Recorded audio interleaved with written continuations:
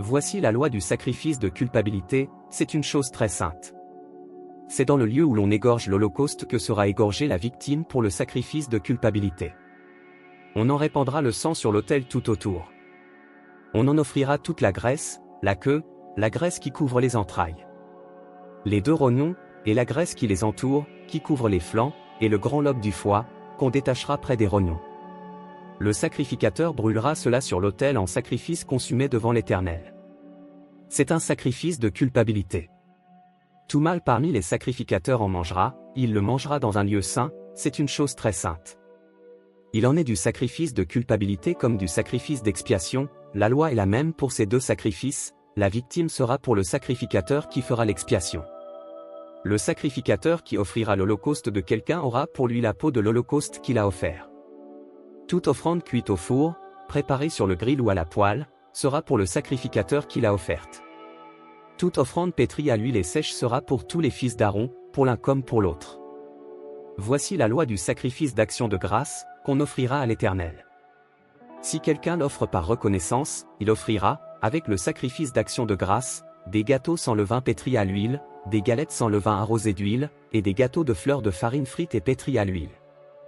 À ces gâteaux il ajoutera du pain levé pour son offrande, avec son sacrifice de reconnaissance et d'action de grâce. On présentera par élévation à l'Éternel une portion de chaque offrande, elle sera pour le sacrificateur qui a répandu le sang de la victime d'action de grâce. La chair du sacrifice de reconnaissance et d'action de grâce sera mangée le jour où il est offert, on n'en laissera rien jusqu'au matin. Si quelqu'un offre un sacrifice pour l'accomplissement d'un vœu ou comme offrande volontaire, la victime sera mangée le jour où il l'offrira, et ce qui en restera sera mangé le lendemain. Ce qui restera de la chair de la victime sera brûlé au feu le troisième jour. Dans le cas où l'on mangerait de la chair de son sacrifice d'action de grâce le troisième jour, le sacrifice ne sera point agréé, il n'en sera pas tenu compte à celui qui l'a offert, ce sera une chose infecte, et quiconque en mangera restera chargé de sa faute. La chair qui a touché quelque chose d'impur ne sera point mangée, elle sera brûlée au feu. Tout homme pur peut manger de la chair, mais celui qui, se trouvant en état d'impureté, mangera de la chair du sacrifice d'action de grâce qui appartient à l'Éternel, celui-là sera retranché de son peuple. Et celui qui touchera quelque chose d'impur, une souillure humaine, un animal impur, ou quoi que ce soit d'impur, et qui mangera de la chair du sacrifice d'action de grâce qui appartient à l'Éternel, celui-là sera retranché de son peuple. L'Éternel parla à Moïse, et dit: Parle aux enfants d'Israël, et dit, vous ne mangerez point de graisse de bœuf, d'agneau ni de chèvre. La graisse d'une bête morte ou déchirée pourra servir à un usage quelconque, mais vous ne la mangerez point. Car celui qui mangera de la graisse des animaux dont on offre à l'Éternel des sacrifices consumés par le feu, celui-là sera retranché de son peuple. Vous ne mangerez point de sang, ni d'oiseaux, ni de bétail, dans tous les lieux où vous habiterez.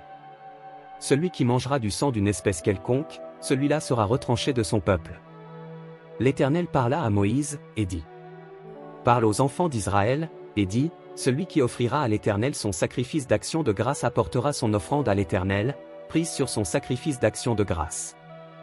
Il apportera de ses propres mains ce qui doit être consumé par le feu devant l'Éternel, il apportera la graisse avec la poitrine pour l'agiter de côté et d'autre devant l'Éternel. Le sacrificateur brûlera la graisse sur l'autel, et la poitrine sera pour Aaron et pour ses fils. Dans vos sacrifices d'action de grâce, vous donnerez au sacrificateur l'épaule droite, en la présentant par élévation. Celui des fils d'Aaron qui offrira le sang et la graisse du sacrifice d'action de grâce aura l'épaule droite pour sa part.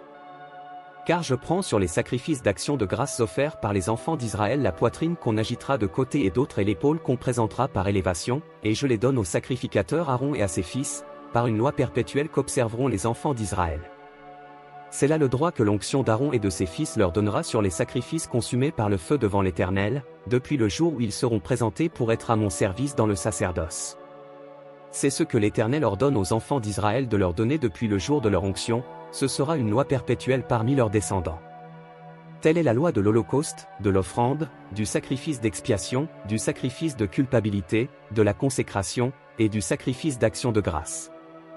L'Éternel l'a prescrivit à Moïse sur la montagne de Sinaï, le jour où il ordonna aux enfants d'Israël de présenter leurs offrandes à l'Éternel dans le désert du Sinaï.